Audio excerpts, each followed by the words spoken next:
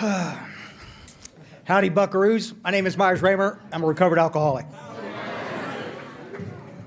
I remember when Brent asked me to do this. He said, I said, Brent, you really have the times right on that? You talk about 3 o'clock in the afternoon, right? He said, yeah. And I said, 3 o'clock on Saturday afternoon, there'll be 20 people in here. You really want to have me come do this? And he said, absolutely. And this room was filling up, and I was going, we're going to need a bigger room. I mean, it just freaks me out. It absolutely does. I sobered up January 15th, 88, and I talked to the evil twin, Chris. Some of you guys know him. I talked to him a little bit ago. He was in Houston, and he told me to be sure and tell you rascals howdy, and it's a treat to be here. Any of you guys y'all take a shower yet? And if you're staying here, have y'all take a shower? Have y'all seen those towels? They're the coolest. These towels are, listen, it won't be a big thing to you. I was raised in a family where we had a towel. A towel. And this thing, I'm telling you right now, guys, this is the coolest towel in the whole wide world. I want to go back and just lay on it. It's the, man. I do want to thank Brent. I want to thank committee. I want to thank, it's a big deal. It takes a lot of effort to do these kind of things, and much more so. For years in the rooms, I'd sit back and I'd go, if those guys would do it like I would, and I had a head full of ideas until one day about 15 years ago, somebody said, okay, you can chair next year's deal. And I went, and I never worked so hard in my whole life. It was a year of commitments, a year of doing things, and I'm just honored to be here in the same room with you. Frank, my new best friend, picked me up at the airport and schlepped me over here. Like I got some of you guys that have done this, that have traveled a little bit like this, and I've talked to some of you that have. Sometimes the most uncomfortable time of an entire weekend is when somebody picks you up at an airport and is carrying you back to a conference like that, because you don't know who you're in a car with. I mean, is he drunk? Is he a big book guy? Is he a little disco drunk that doesn't, I just hate that big book, and then I've got 2 hours of sitting here like this staring at the windshield because, buddy, I don't have anything to talk about. If you don't like the big book, we've got a problem. But you don't ever know until you're in the car. And so it's this weird game that everybody plays. He says something, and then I say something, and then he says something, and and pretty soon he'll say something that snaps, and I go, okay. And then my shoulders drop a little bit, and I'm okay. And then coming in with Frank, I wished our drive had been 3 hours instead of 3 minutes. I mean, it was the craziest deal like that. What a guy. What a guy. I'm a third generation drunk. My grandfather was a drunk. My dad's a drunk. My identical twin is a drunk. And I am. Crazy sort of thing. I have so much other stuff that I want to talk about. Yep, we're going to talk about some sponsorship stuff. We're going to talk about some carrying the message stuff. I got so much other stuff. I don't want to talk a whole lot of war story stuff. But I will say this. I'm a functioning alcoholic. I owned a book bindery for 34 years, and I operated a great deal of that drunk. I operate just fine loaded. Thank you very much. And it didn't get bad until it got bad. I don't know how to say that. It's just like it's good until it's not. And I go from being able to drink a case of beer and a bottle of vodka a day, and you'd never know that I had anything to drink. And all of a sudden I'm drinking 3 beers and I can't talk and I'm walking into walls. It's like physically I just got to this place where things got really stupid. Chris introduces me, the evil twin in this case, introduces me to some outside issues which sort of sped things up, if you catch my drift. And I got really, really, really scared. I got real nervous. I got real. If you can imagine, I'm trying to maintain this alcohol, and I'm trying to prop it up with all this other stuff so that I can drink more. And in the end, what's happening is that I'm becoming very, very angry. I'm becoming very, very frustrated with everybody. I can't go to the grocery store anymore. I can't go to church anymore. I can't go to anywhere where I might have to act civilized. I can't go. And it's pretty frustrating. In the last 6 months that I drank, I got arrested twice once for trying to beat up a liquor store clerk, and another time in a pizza place. A guy got in front of me in the line.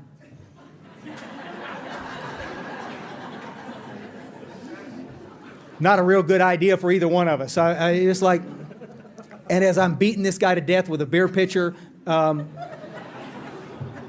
And one teeny tiny small detail that I wanted to throw in there, my 3-year-old daughter is standing right there while it's happening. And it gets pretty ugly. And so I get to a place where finally, now Chris, who was working for me at the time, was 12 step by a guy that worked in our bindery, he had taken Chris to AA, and it worked. Chris never tried to sell me on some idea of AA. I always thought he would try to force it down my throat and do it. He didn't. What he did was he lived a sober life, and his actions, I'm going to be where I say I'm going to be. I'm going to do what I say I'm going to do. This kind of stuff just shouted from the rooftop that here was a guy that was rearranged. Because Chris, the evil twin, he's always the guy that we always knew was going to be a disaster. I mean, he's the black sheep of the family kind of guy. And I'm the upstanding twin that's got a good job and a good wife and a good education and all this kind of, wow. Chris sobers up, and I watch him simply transform in front of me. 3 months after he sobered up, I'm working on a tractor. And any of you guys ever turn a wrench, you know that you don't do it in the grass. Come on, I mean, this is Mechanic 101. You don't fix things in the grass because you're going to drop stuff, right? And then you got to look. So I'm trying to fix this tractor out there, well, come on, I got to be real honest. It's not a real tractor. It's a lawn tractor, okay? It's just a little bitty tractor. This rigorous honesty stuff's a bitch sometimes. I'm just telling you. It's just like, it's a lawn tractor. But I'm fixing it, okay? And so I keep dropping screws, and I'm getting mad. And Chris is sitting over there drinking a glass of iced tea, sitting on his stump, just watching me.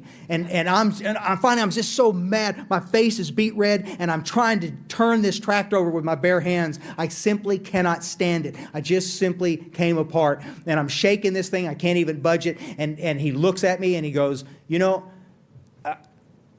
you don't have to live like this if you don't want to. And he got up and he walked inside.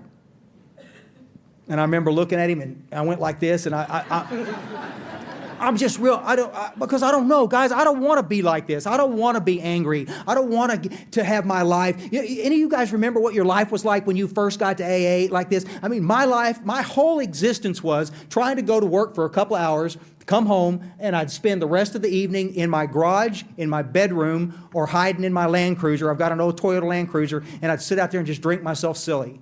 I just get loaded. I couldn't go anywhere. I couldn't do anything, and it was simply a horrible, horrible existence. Finally, Chris takes me to my first meeting, and I fell in love with it. I thought it was the coolest thing in the universe. To this day, I still do. There's nothing on God's green earth I love more than these rooms and the people in them. I thought it was the coolest thing in the universe. People will talk about multiple relapses once they get to AA. I had one sobriety day, January 15th, 88, the first time I came in. Everything connected. I just snapped in place. I love the coffee. I love the girls. I love the stories. I love the girls would play a factor later that was not true good, but it was just the coolest deal. And I stayed, and for 2 years, it was the coolest thing in the world. I loved your stories. I loved being there. I loved being accepted like this, and it was great. Here, guys, now listen, here's where your story and my story may get goofy, okay? Because look, some of you guys were lucky enough to be in AA land where you had people that loved you and held you, and they did all the right things, and they taught you the big book, and they taught you what recovery looked like. I fell into the epicenter of middle-of-the-road solution in North Texas. There was simply no big book, no God, and no program. We had good fellowship. We had all that kind of stuff, but we simply didn't have anything else. None of us had sponsors, and it was pretty weird. It was fun until it wasn't fun. And after a while, after about 3.5, 4 years into the deal, now I'm listening to your story for the 1,000th time, because that's all we have. We have no program that we're talking about. So every meeting is a how we got there meeting. So we're going to listen to your story over and over and over and over again. Well, your story was fascinating the first 100 times I heard it. And then it's not fascinating anymore. As a matter of fact, it's so tedious that all I can think about is choking the living crap out of you. And this is not the way sober people should behave, okay? I'm just telling you. There needs to be more, but I didn't know. And I would stay, and I would stay, and I would stay, and it finally got so bad about 7 years into the deal. 7 years from my last drink and my last outside issue, I'm suicidal. Every day I think about it. I'm writing hot checks all over Denton County. I got a burn rate on credit cards that would scare you. Every woman in AA is more exciting than my wife. every woman. And that is not a good thing if you want to stay married. My wife is baffled by my behavior. I'm sober, in big quotation marks, okay? Y'all read sober, okay? I'm sober. I haven't used anything, and yet I'm as crazy. Y'all get that, right? I'm nuttier than a squirrel turd, and I cannot figure out a way to make it happen. My wife is distraught. She's now moved. She's moved to the other end of the house. She's got everything packed up. We have 2 daughters by now, and she's got everybody all gathered up, and they're getting ready to move to Houston. And I'm coming apart. I almost drank one night. It scared me really bad. I didn't want to drink. I said, I got to make sure that we're real clear about this. At 7 years into this deal, even as ugly as my life had become in the rooms of AA, I didn't want to drink. I don't want to do that. And it scared me real bad. And I called Chris. Now, Chris has now moved to the Hill Country, got a sponsor, a big book sponsor. Don't know what that was, didn't care. But the thing, here's the important part. Every time Chris called, he was happy. Every time we talked, he was happy. And I was thinking, what? So I called him and told him what happened. And he said, buddy, he said, I'm going to introduce you to somebody. We're coming to Houston in a couple of days. His then sponsor, Mark Houston, was going to be in Dallas. And they went and saw this old guy, and then he called me the next day, and he said, oh, you're not going to believe this guy. He's old as dirt, and he's really mean, and he's perfect for you. And I went, I don't get that. And he said, just go do it. I got some other stuff I want to talk about. I'm not going to take a bunch of time, but our connection was something that was fairly magical. He's asking me all these questions about AA. I don't know any of them. I'm telling you, he's lobbing grapefruits at me. He's asking me questions like, who were the co-founders of Alcoholics Anonymous, Myers?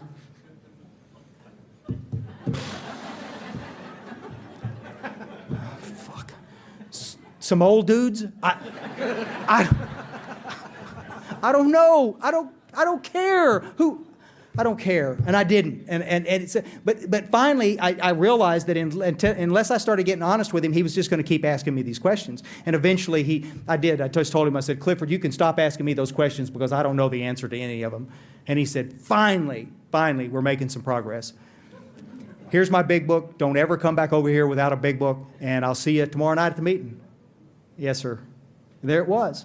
And I'm just thinking, and I spent the next day trying to talk myself out of going, but there was something in me that said that I'd die if I didn't go, that I needed to go do this thing.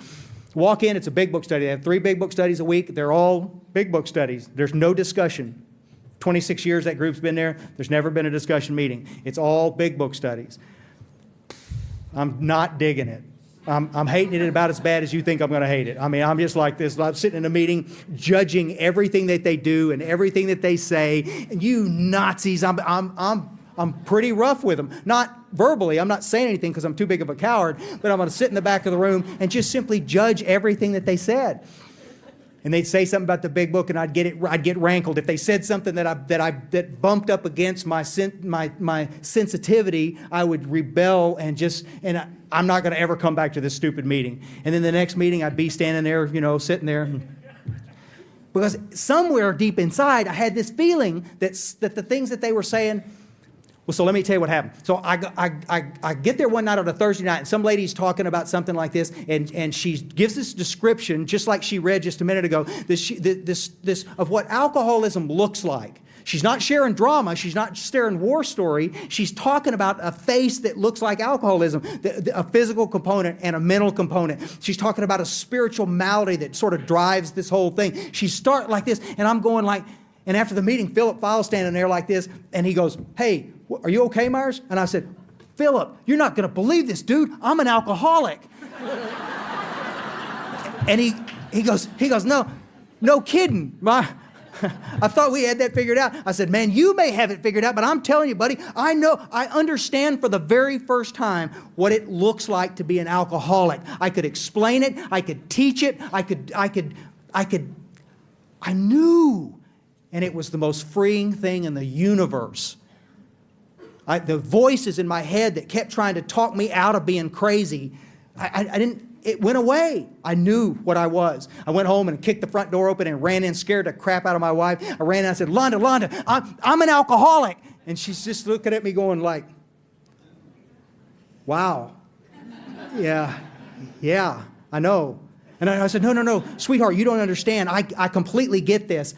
And everything changed, guys. Everything began to shift from there. I stopped judging them. I stopped playing goofy games with them. I just simply could not wait to get there. We started connecting up dots, and I started going, oh, that's Jim's story in the front of the book. That's that jaywalker guy. I just thought that was a stupid story. I didn't realize they were talking about me. It's that kind of stuff that's happening like this. And I'm getting all gathered up. I'm getting all excited about what it's going to be like. Do I want to? No. Yes, I will. Oh, listen, okay, I'm going to. Okay. Well, look, because I can go two different directions here right now. And I just...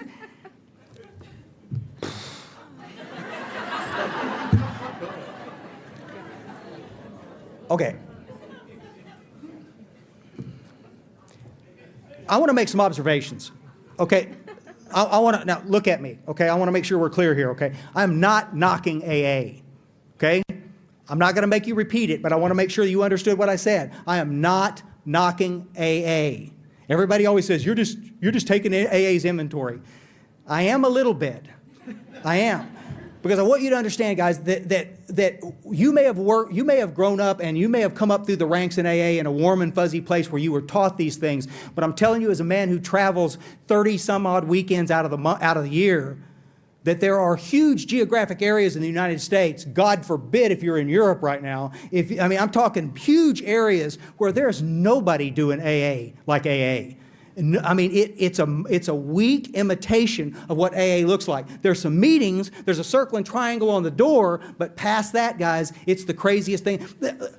I was in, I can't tell you where it was. I was in a place about a year and a half ago, and when I got back, I got an email from this lady, and she said, oh, I can't believe we missed you. My husband's relapsed, and I wanted to meet you, and I didn't even know you were going to be wherever this town was.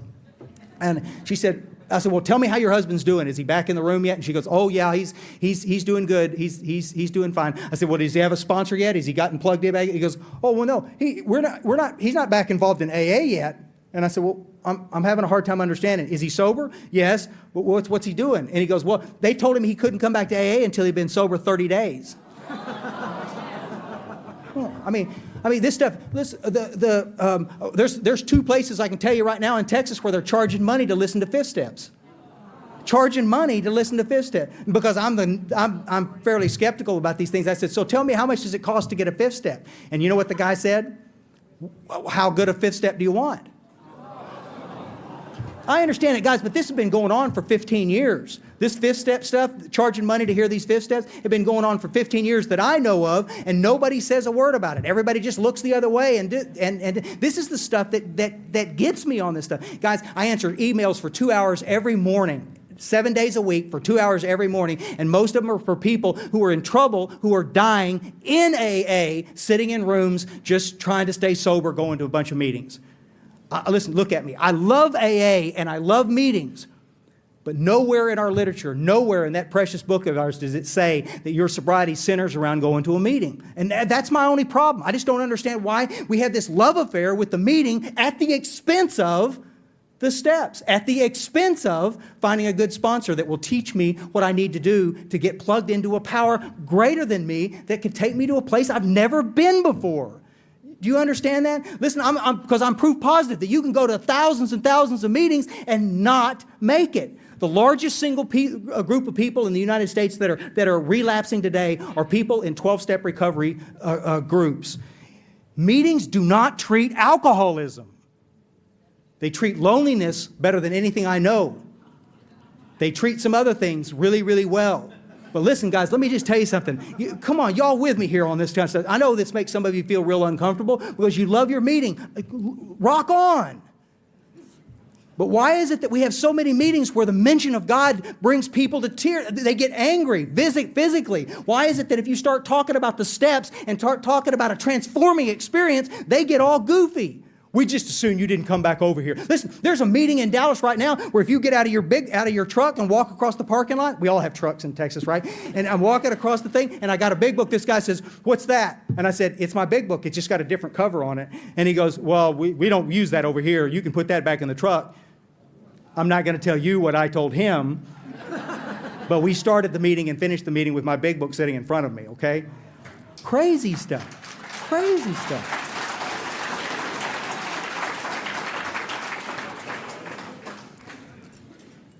I need more time. Okay, listen. So, some of you guys that were around in 1971, you guys remember, I graduated from high school in 72, so that'll show you how old I am. And I know I look like Moses, but I'm not that old, honest.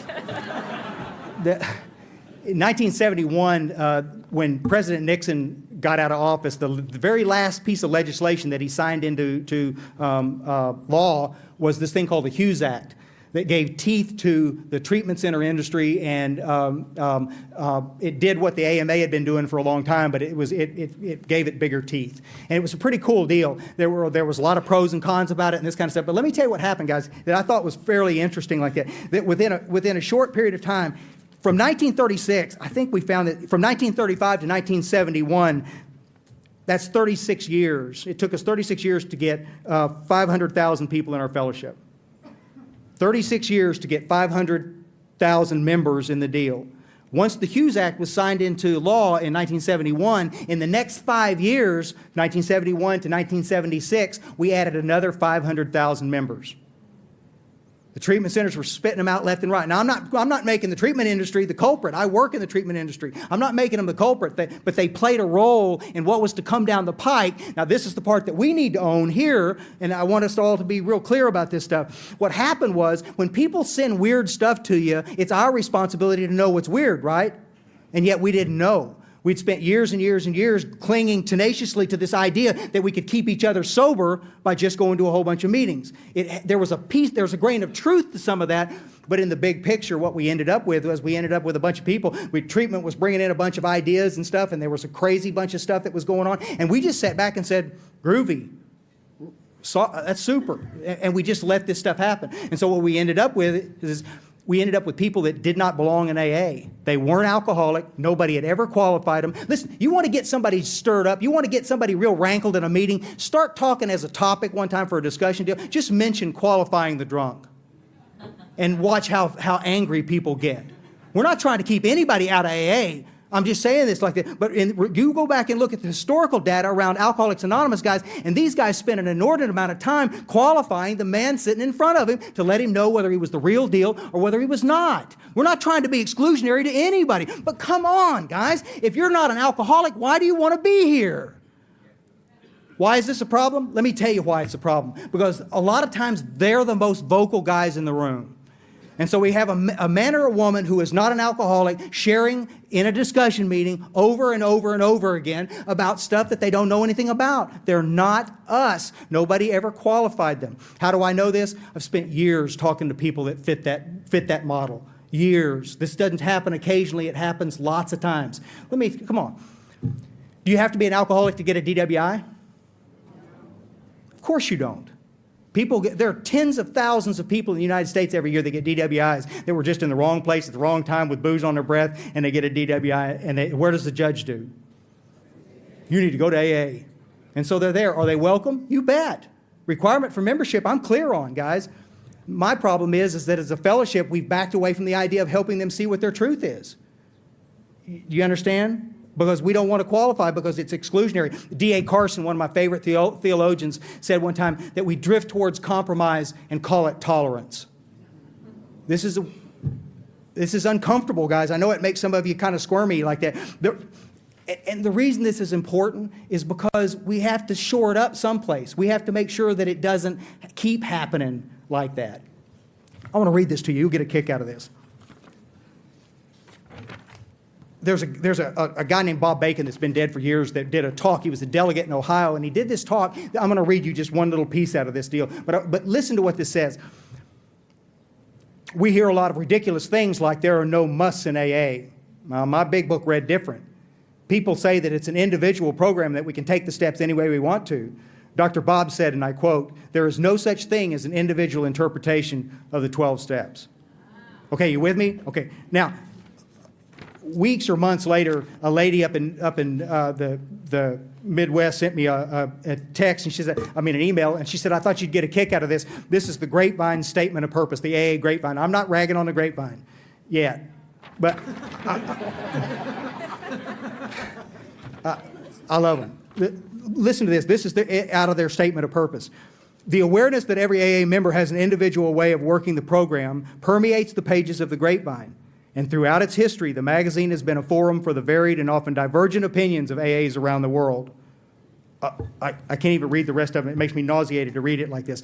So what the Grapevine is saying is not only will we accept the fact that you have a bunch of divergent ideas about what's going on, we're going to print it in our meeting in print so that the new guy can come in and be totally confused. You understand what I'm saying? Guys, I'm for everybody being here. I don't have a problem with any of this kind of stuff, but I do have a problem when we get brand new guys that come in that simply don't get this thing, that are conflicted, that simply do not understand what the program really is about. Y'all understand that? Can I get an amen? Because what happens is that we end up with brand new guys. We've never had any problem getting people to come to AA, ever. We've never had a problem getting them to come. We have a problem getting them to stay. The guys that are relapsing, that are going back out again, when we look at the statistical data that we try to support this stuff with, that we try to collect over the years like this from the intergroup offices, it will make you weepy to see how many people, 20,000 a year, 30,000 a year, depending on the year like this, and then to see how many people are picking up 1 month chips. They'll pick up a Desire chip, but how many of them are gone in the first month? 75% of it is about where it works out. Less than 10% pick up 1-year chips. Of all the thousands of people that come, and then we sit back and want to get defiant because somebody questions what we're doing in a meeting.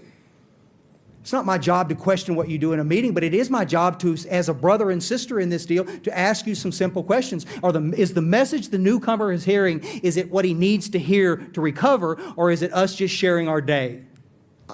There's a place to share that, guys. There's a venue that's good. My problem is, why is there so many of those venues at the expense of a good old book study? In our area, 1,500 meetings a week in the Dallas-Fort Worth area, there's 3 book studies.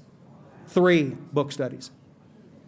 And one of those simply uses the big book as a launching point for a discussion place.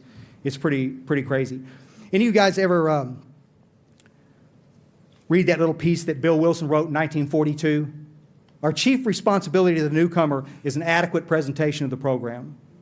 He wrote this in 42. Our chief responsibility to the newcomer is an adequate presentation of the program. That's why we were supposed to be there.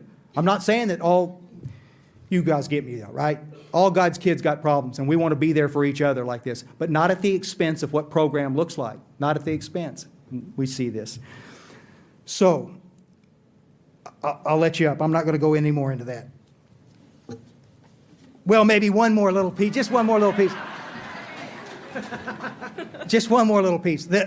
On the internet, sometimes when you're back home and you're doing something, if you get tired of looking up weasel porn or something like this, look at, I'm kidding you. I'm kidding. There's a little deal here called Whose Responsibility? You'll just type in Bill Wilson, Whose Responsibility? And this will come up on the deal like this. And if you can't, then email me, chew me out, and then I'll send it to you anyway, okay? I'll just send it back to you as an attachment. An AA group, this was written in, he wrote this a couple of different times, but this one was printed originally in 1966. Listen to this. An AA group as such cannot take on all the personal problems of its members, let alone those of the non-alcoholics in the world around us. The AA group is not, for example, a mediator of domestic relations, nor does it furnish personal financial aid to anyone.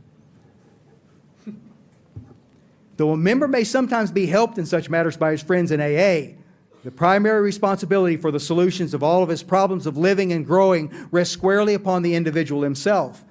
Now, should an AA group attempt this sort of help, its effectiveness and energies would be hopelessly dissipated. And this is the part I want you to remember, this little piece of this paragraph. This is why sobriety, freedom from alcohol, through the teaching and practice of AA's 12 steps, is the sole purpose of the group. If we don't stick to this cardinal principle, we shall almost certainly collapse. And if we collapse, we cannot help anyone. Our job was to teach the steps to the newcomer, not help them with the other stuff.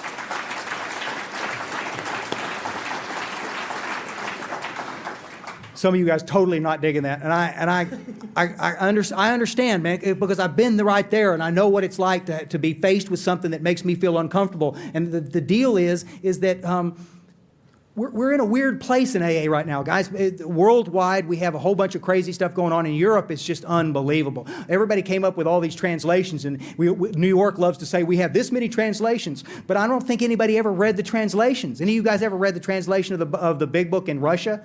Have you ever seen the translation? Listen, if somebody wasn't saying, hey, that's the Big Book right there, you wouldn't know it.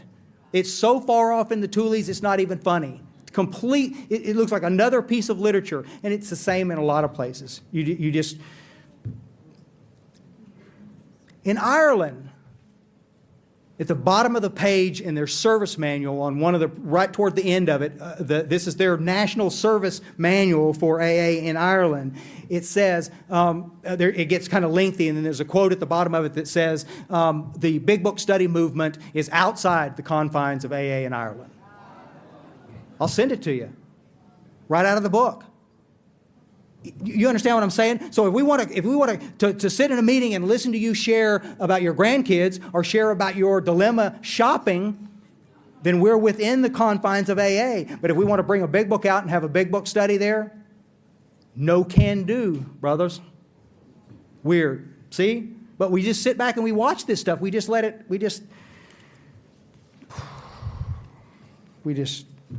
we got to change this stuff, guys. One of the things that they taught me that blew me away was this idea about what we do around sponsorship. I'm convinced that when he asked me to sponsor, then I go, okay, and I've got to raise him for the next 40 years. I got to do all this other. We got to be best buddies. We got all the.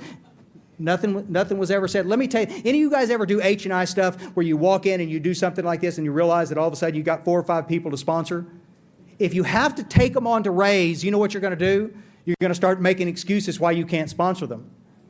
And the Big Book was real clear. They wrote a whole chapter on it. There's another meeting going on right now talking just about that, Chapter 7, working with others, that we were supposed to be doing this stuff.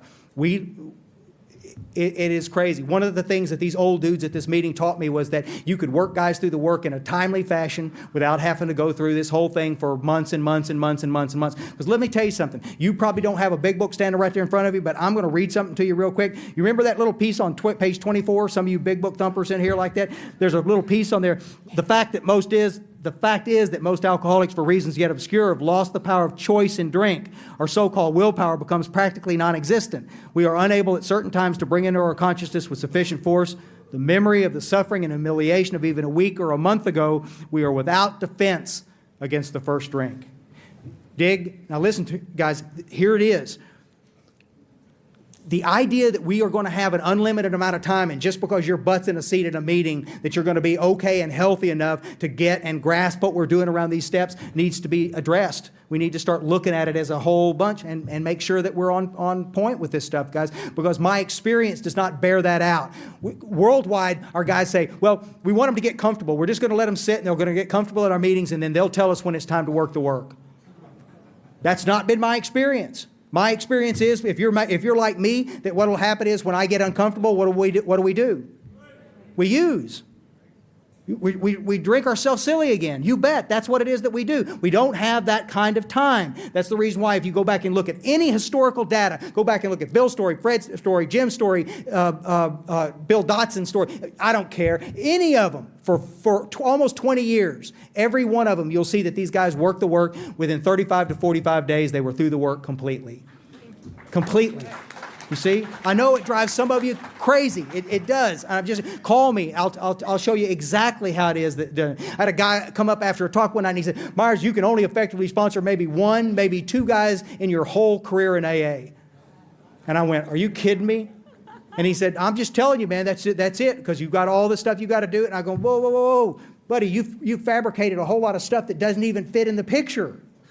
I'm going to teach you what the steps look like. What you do with them is not my business. You see, my job is to be there to try to help you with that, and it doesn't take a lifetime to do that kind of stuff. And by the way, Hoss, if you would sponsor more, I could sponsor less. Just say it. I know. He's a mean little bastard.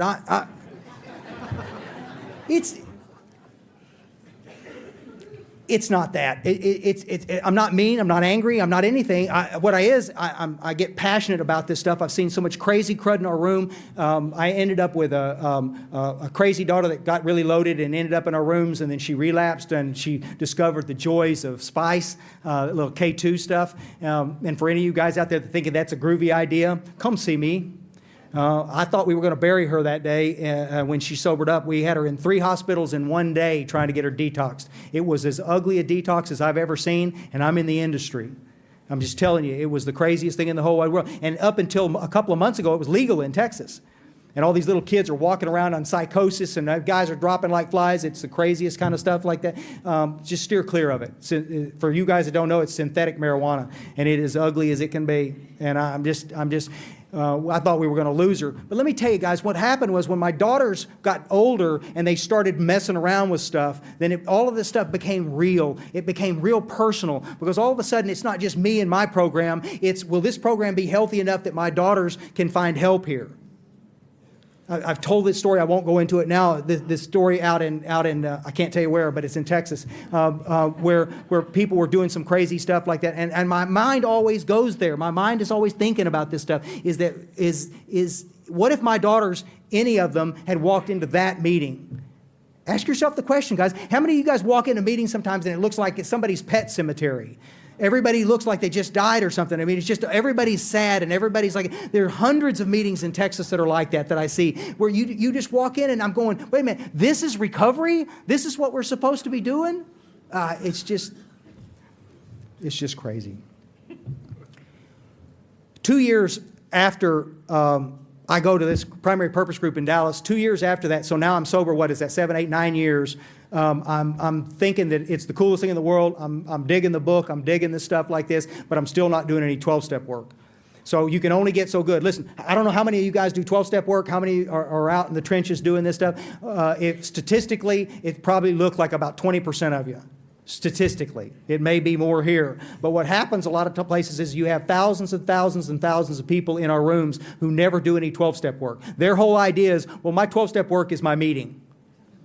Well, okay, I understand where you're going with this stuff, guys, but I want to be real clear. I've read a lot of what Bill Wilson wrote, both in the big book and out of the big book, and I never heard anything that said, step 13, go to meetings. It didn't say that. I just trying to be real clear here.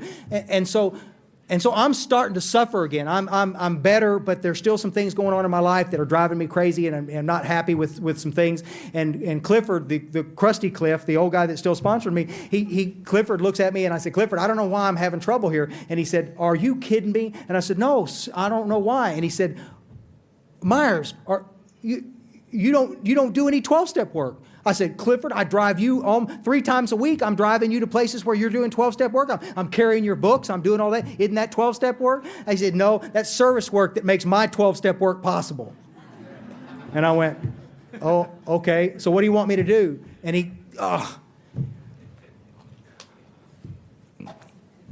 he said, I want you to get off your butt and go do some 12-step work. I want you to go try to help somebody, because your world is still there.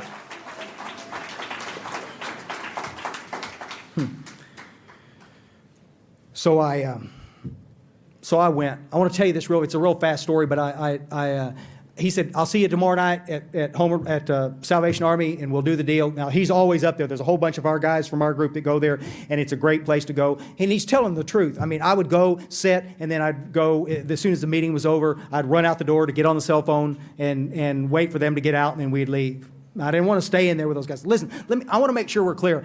See, here's the deal. I like to talk about 12-step work. I want you to think that I do 12-step work, but I don't really want to do any of it. I'm being real honest with you, okay? Because it makes me feel uncomfortable, because they're going to ask me to do things I don't want to do, and it's going to make me feel I might look stupid, and I don't want to do that. I'm already stupid enough. I don't need to look it too. And so anyway, I said, okay, I'll be out there, and I pull up, and we get into this parking lot, and I walk in, and there's nobody else there. And I'm looking around, and Clifford's not there, and Dara's not there, and Philip's not there, and I'm thinking, man, I just got hosed. I mean, nobody from our group is there. There's 180 men in that room. 80% of them are black guys. There's a couple of little Latino guys floating around in there, and one pasty little white guy in the very back of the room. I don't know how he got in there at all, but he's there. And me, another pasty guy on the front of the room. And I'm peeing myself. I'm so nervous. I don't know. What am I supposed to do? And so I remembered where Clifford was. It was marked in my book, and I thought, well, what the heck? So I go up there, do my talk like this. They start asking questions, and pretty soon they all we had a pretty good meeting. It was pretty fun like that. And afterwards like this, we're doing the Lord's Prayer, and we drop hands, and this guy said, hey, could you come back tomorrow? And I went, yeah, and there's this, I'd been punched in the gut, and because there was a part of me that was going, I was this close to being in a place where I could milk this experience for another 2 or 3 years. Y'all get that, right? Because I'd be going, yeah, I carried that message down at the Sally. Yeah, I did that, you know. I don't want to ever do it again, but that's what I was going to do. But this guy asked me to come back. And so I'm walking out of the door. But guys, by the time I got to the parking lot, I'm going, what? That guy asked me to come back. They really wanted me to come back. And guys, I'm telling you, everything began to shift in my life. It was the craziest thing in the whole wide world. And I got home that night, I walked in and I told Londa about it, and she was laughing at me a little bit. And I got up the next morning. She and I are partners in this bindery, and so I'd be at work like this, and every time she'd walk in the room, I'd be looking at the clock like this. And she said, what is going on with you? And I said, well, I got to go back over to the Salvation Army tonight and do this talk over there like this. And she goes, Myers, it's 10 o'clock in the morning. What time is the talk? And I said, well, don't worry about it. It's this evening, but I'll be all right. And I made it, guys. I made it till about 1 o'clock in the afternoon, and I couldn't take it anymore.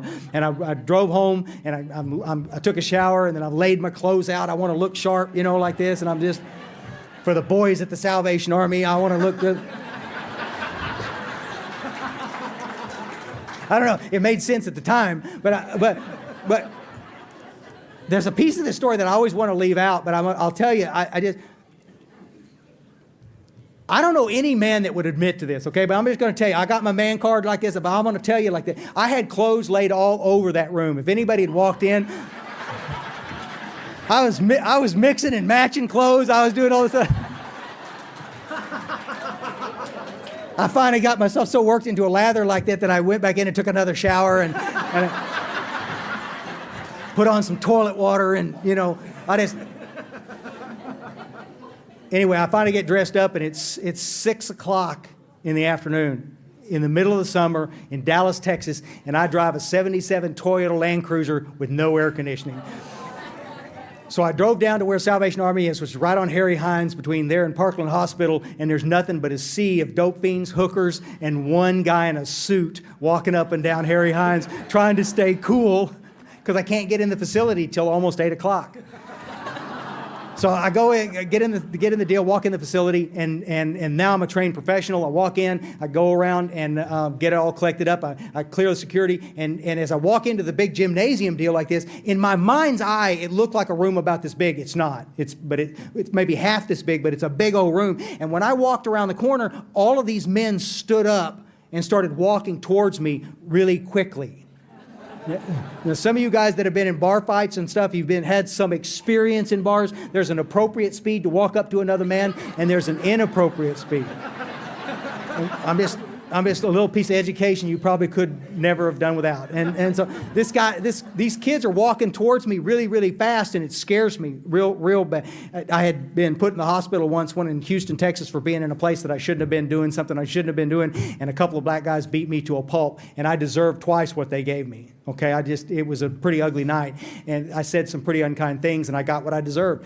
But I was so terrified of these men that it just freaked me out. And so they stop right about where these chairs are. All of them stop, and one of them, the biggest one in the room, Natch, walks on towards me like this, and he walks right up to me, and I put my head back like this, and I put my arms out, and he just scooped down like this and picked me up and just squeezed me, and then he just picked me up off my feet. My feet aren't even touching the ground, and it's just like this, and I just... And I'm pushing real hard on this guy's chest, and I'm pushing, and I can't go like this. And then all of a sudden, I realize, hey, if this dude if he wanted to squish me, he would have squished me. I mean, he would have thrown me around like a rag doll. I mean, he just like, and so I just kind of dropped my hands and like this, and just put my head over on his chest like this, and he just.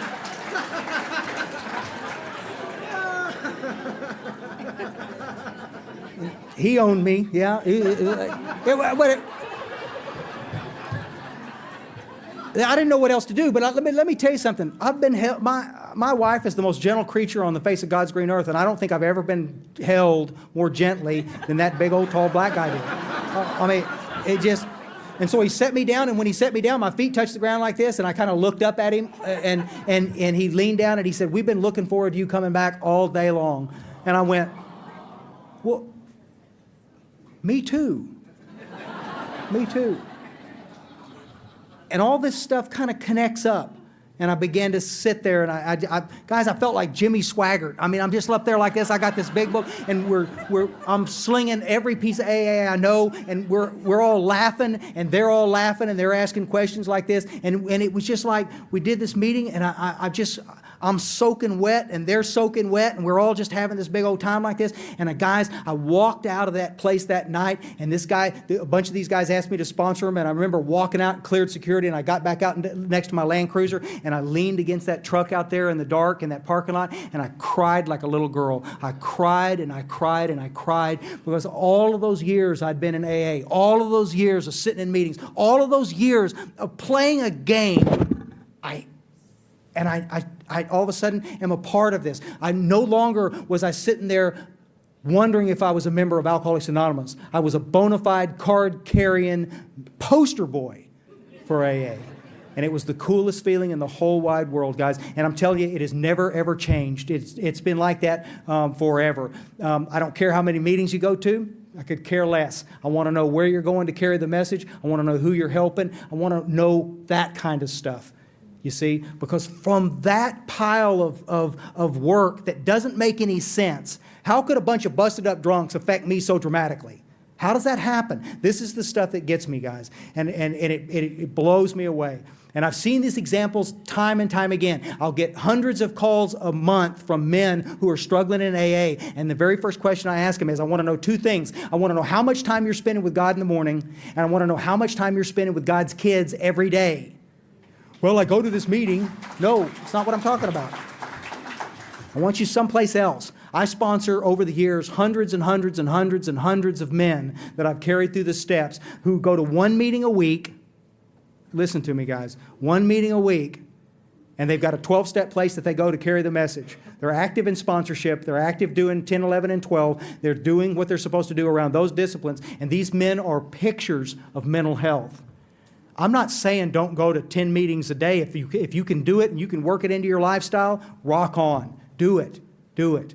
I just want us to collectively start teaching new people when they come in here. I want you excited, and I want you on the firing line doing what we do. And there's plenty to do that doesn't revolve around just a meeting. That's all I'm trying to say. I'm not trying to get you to stop it. I just want you to add some other stuff maybe to it like this. And then you'll get your own balance, and you'll see kind of where you're going to be. Real quick, and then I'm done.